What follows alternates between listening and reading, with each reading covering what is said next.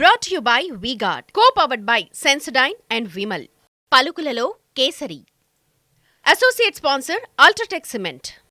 అనుమానమేం లేదు, సునామీనే.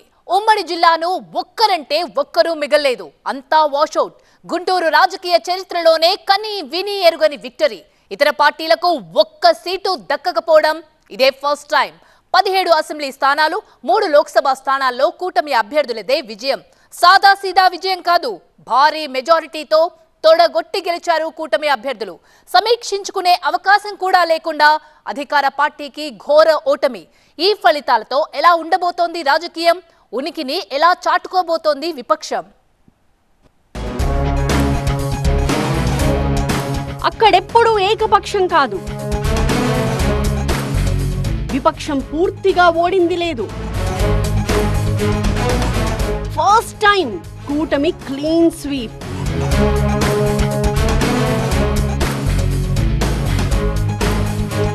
గుంటూరు కారమే కాదు, ఇక్కడి రాజకీయం కూడా యమఘాటు.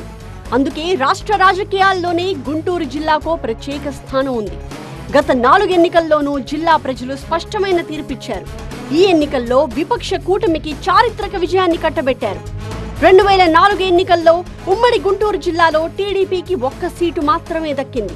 19 అసెంబ్లీ స్థానాల్లో 18 చోట్ల కాంగ్రెస్ అభ్యర్థులే గెలిచారు. 2009లో పునర్విభజన తర్వాత 17 నియోజకవర్గాలుగా మారితే అందులో 11 కాంగ్రెస్ గెలిచింది. 6 స్థానాల్లో టీడీపీ విజయం సాధించింది. రాష్ట్ర విభజన తర్వాత 2014 ఎన్నికల్లో వైసీపీకి 5 సీట్లొస్తే 12 స్థానాల్లో గెలిచి టీడీపీ తన ఆధిక్యాన్ని చాటుకుంది. 2019 ఎన్నికల్లో వైసీపీ ఏకంగా 15 సీట్లు గెలిస్తే టీడీపీ 2 సీట్లతో సరిపెట్టుకుంది. 2004 నుంచి 4 అసెంబ్లీ ఎన్నికల్ని పరిశీలిస్తే ఉమ్మడి గుంటూరు జిల్లా ప్రజలు పూర్తి ఏకపక్షంగా కాకుండా ప్రత్యర్థి పార్టీలకు ఎంతో కొంత అవకాశం ఇస్తూ వచ్చారు. కానీ మొదటిసారి ఈ అసెంబ్లీ ఎన్నికల్లో అన్ని సీట్లు కూటమి ఖాతాలోనే పడ్డాయి. ఉమ్మడి గుంటూరు జిల్లాలో ఈసారి 16 చోట్ల టీడీపీ అభ్యర్థులు విజయం సాధించారు. జనసేనకిచ్చిన తెనాలి నుంచి ఆ పార్టీ కీలక నేత నాదెండ్ల మనోహర్ గెలిచారు. వీటితో పాటు ఉమ్మడి జిల్లాలోని 3 పార్లమెంట్ స్థానాల్లో కూడా టీడీపీ అభ్యర్థులే విజయం సాధించారు.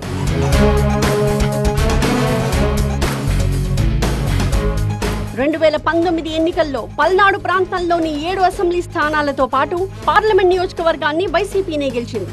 అప్పట్లో 5 అసెంబ్లీ స్థానాల్లో ఆ పార్టీ ఎమ్మెల్యేలకు 20,000కు పైగానే మెజారిటీ వచ్చింది. అదే ట్రెండ్ కొనసాగిస్తూ ఈసారి పల్నాడులోని 7 అసెంబ్లీ స్థానాలతో పాటు పార్లమెంట్ స్థానాన్ని టీడీపీ గెలుచుకుంది.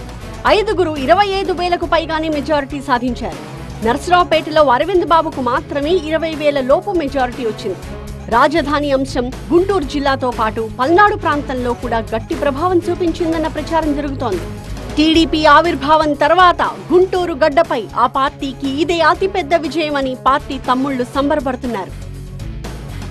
Brought to you by V-Guard, co-powered by Sensodyne and Vimal. పలుకులలో Kesari. Associate sponsor UltraTech cement.